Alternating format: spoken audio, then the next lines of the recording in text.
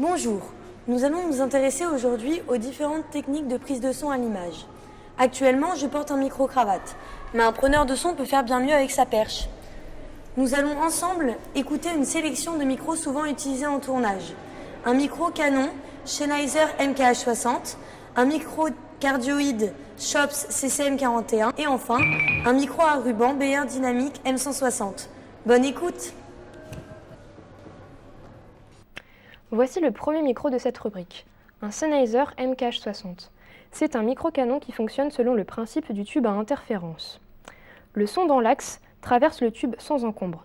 Par contre, le son hors axe traverse le tube en pénétrant par les fentes qui retardent l'onde acoustique. À l'intérieur du tube, les ondes se mélangent, s'annulent mutuellement par opposition de phase et s'épuisent avant même d'avoir atteint la capsule. On obtient alors un son très directif qui met en avant la source qui se trouve devant le micro.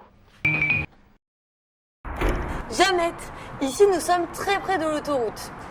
Le MKH20 est un bon micro, mais c'est un omnidirectionnel qui capte partout. Et du bruit, il y en a. Je pense que vous l'entendez. Le MKH20 est un bon micro, mais c'est un omnidirectionnel qui capte partout. Et du bruit, il y en a. Je pense que vous l'entendez. Le micro omnidirectionnel capte dans toutes les directions. On le réserve aux sons d'ambiance ou aux prises musicales. Essaye un micro-canon, Freda. Oui, avec un micro-canon, c'est beaucoup mieux. La voix ressort et le son est beaucoup plus intelligible. Mais on continue d'entendre l'autoroute, c'est normal? Eh oui, le micro ne peut pas supprimer tous les bruits. Il ne fait qu'atténuer plus ou moins fortement les sons ambiants. Lorsque le son est mal dirigé, on appelle ça le détimbrage. Il faut veiller à bien rediriger le son. Ça devrait être mieux comme ça.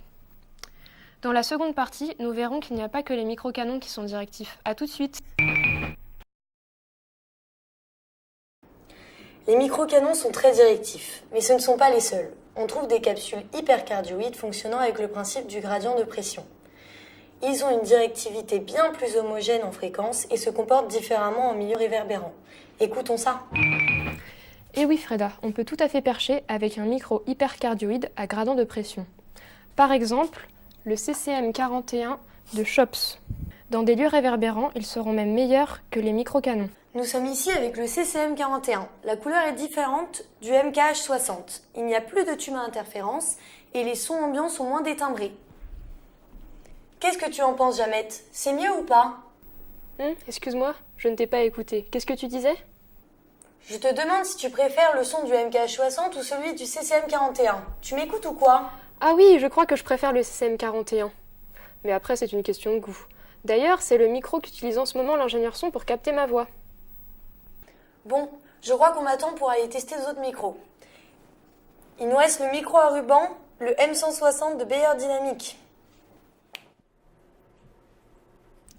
Le M160? D'accord, je vous donne rendez-vous tout de suite pour notre dernier épisode, les Beyerdynamic.